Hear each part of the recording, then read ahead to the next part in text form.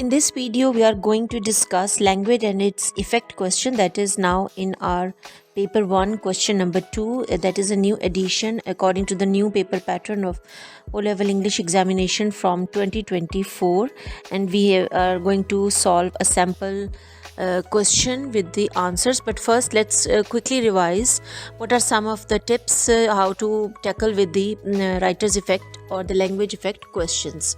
So some of the points you will need to think about are as follows. When you're analyzing the way a writer uses language, it is important at first you decide on the purpose of the piece of writing and the audience for whom it is intended.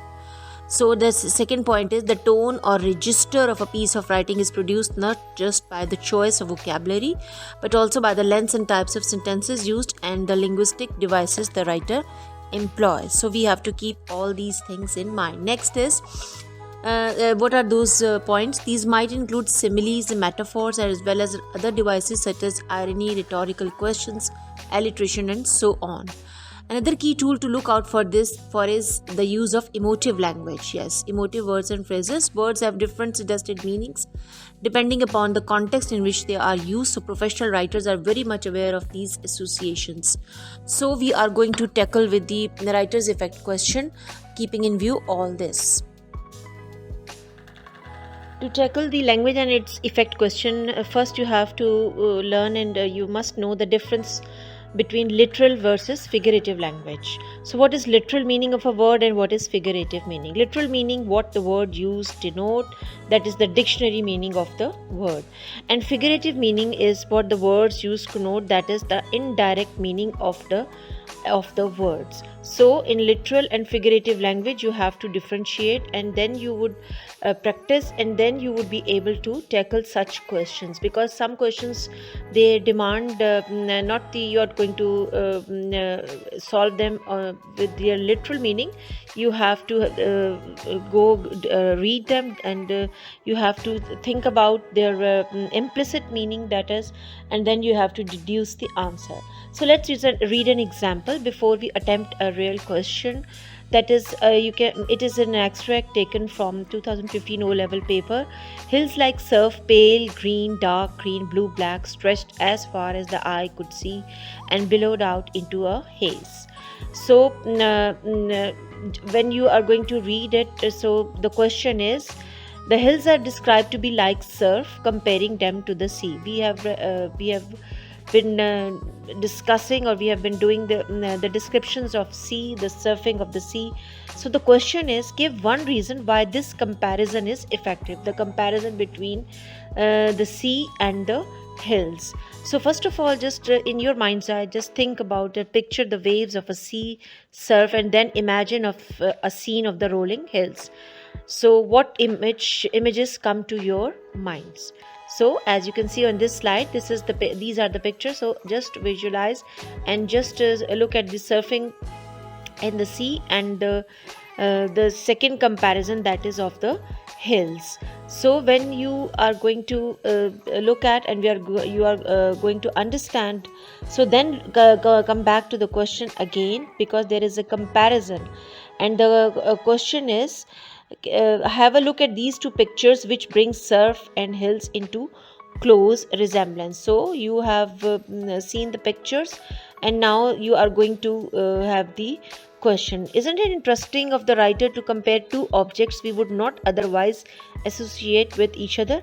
I think that's the beauty of imagination. So it's just in the our imagination that the writer, it's just the beauty of the language also. Why would the writer compare the hills to the waves of a sea?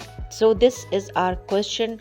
We have to answer it. Why would the writer compare the hills to the waves of a sea? So you have seen the pictures, and then just jot down what ideas, what images, or what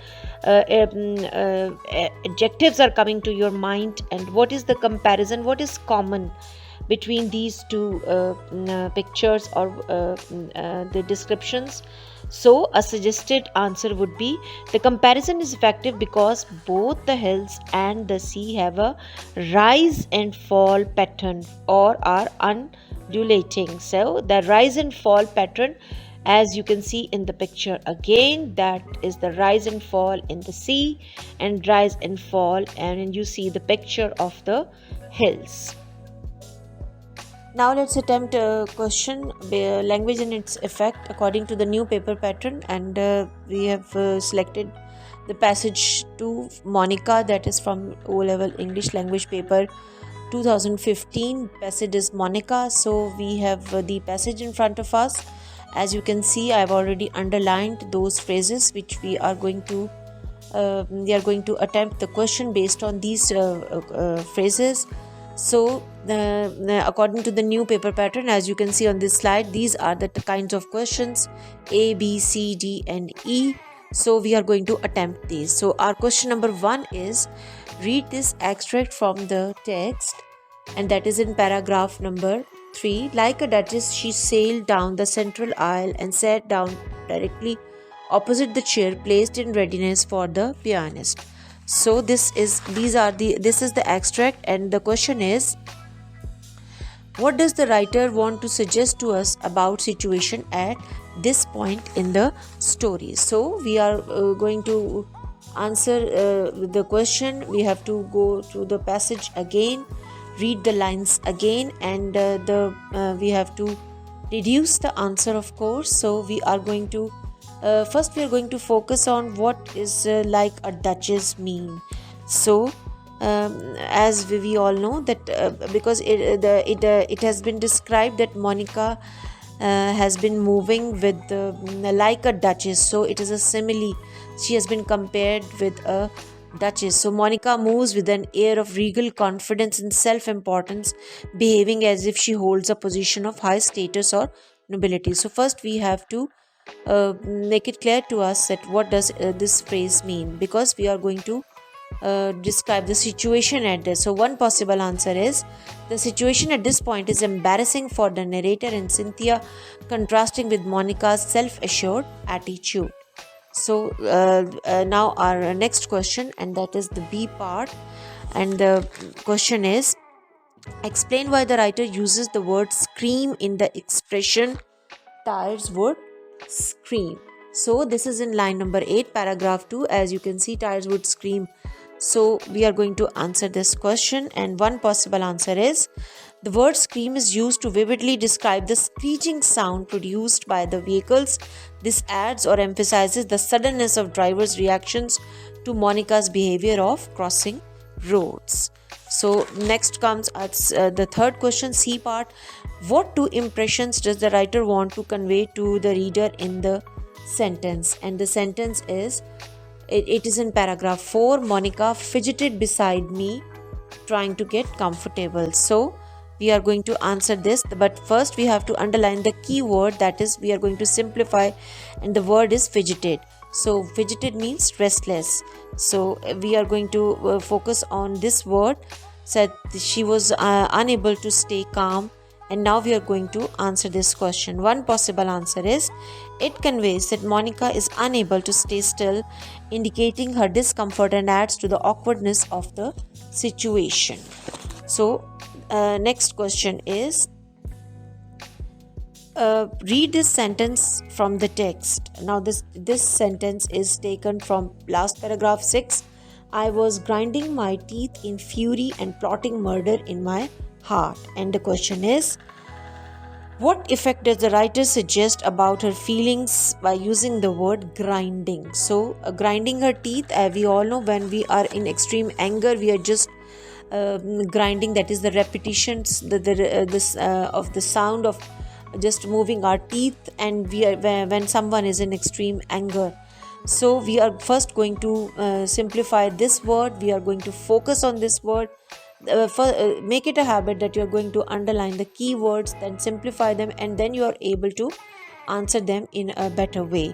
So what is these one possible answer is, this choice of word conveys writers' simmering rage and frustration, indicating that they are struggling to contain their emotions in the face of Monica's disruptive behavior. As both of them, the writer and the Cynthia, they were very embarrassed, and because Monica was behaving in a very eccentric way, and the way she was behaving, they were embarrassed in front of the audience present there.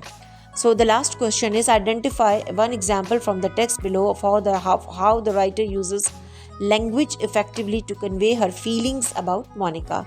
And these last lines of this passage, starting from, but we knew that the applause was not for the musicians, and to at that point I made up my mind that her apparent senility was no more than a ruse designed for her own delight. So we have to pick one example to convey the writer's feelings about Monica. So I have is selected the last two lines. I made up my mind that her apparent senility was no more than a ruse designed for our own delight.